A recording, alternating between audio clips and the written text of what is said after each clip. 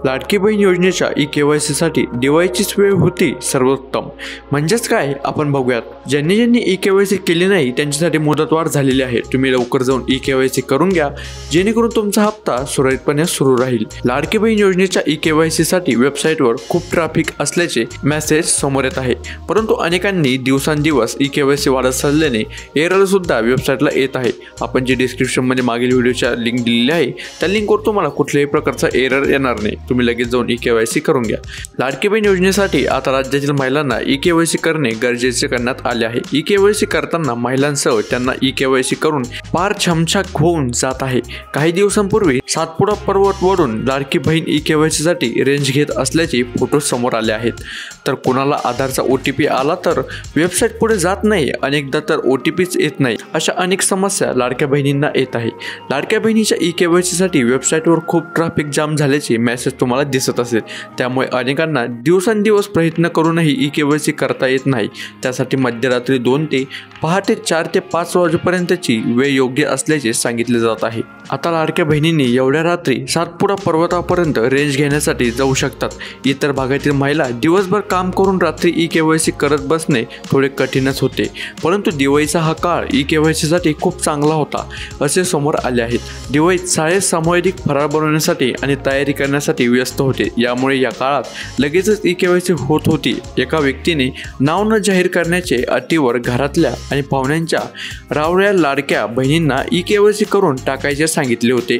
दिवाळीत महिला आणि पुरुष सारेच बिझी होते, कोणी प्रवासात तर कोणी नातेवाईकांकडे गेले होते। दिवाळीच्या काळात सारेच फटाके फोडण्यात, फराळ करण्यात व्यस्त होते। लक्ष्मीपूजन, धनत्रयोदशी, पाडव्याच्या पूजेत व्यस्त होते। लाडक्या बहिणींनी यानंतर भाऊबीजेच्या तयारीला होत्या, यामुळे सर्व्हरवरील लोड कमी होता। याचाच फायदा घेतल्याने तरुणांनी सांगितले, समस्या आलीच नाही, एकही समस्या मला जाणवली नाही, समस्या आलीच नाही असं त्यांनी सांगून ई-केवायसी करून घेतली। एक दोनदा OTP आला, परंतु तो चुकीचा असल्याचा, एक्सपायर्स असल्याचा वेबसाईट मेसेज आला, परंतु पुन्हा प्रयत्न करताच पुढील प्रोसेस होत होती असे या तरुणांनी सांगितले। सुरुवातीला घरातले करून बघितले, त्यानंतर तरुणाने बाहेरच्या लाडक्या बहिणींचा सुद्धा ई-केवायसी करून घेतली।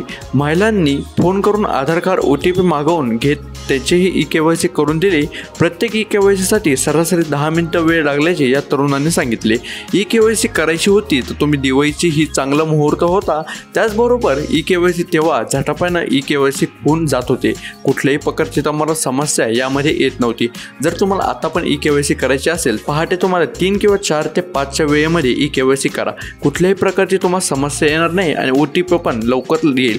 तुम्ही जर दिवसभरात ई-केवायसी करत असाल तर वेबसाईटवर सर्व्हरवर लोड पडत असल्याने तुमचा OTP लेट येण्याची शक्यता आहे, त्यामुळे तुम्ही पहाटे करू शकता आणि दिवसभरातून तुम्ही कधीही ई-केवायसी करू शकता। 15 दिवसाची मुदतवाढ असल्याने तुम्ही लाडक्या बहिणींनी ई-केवायसी कधीही करू शकता।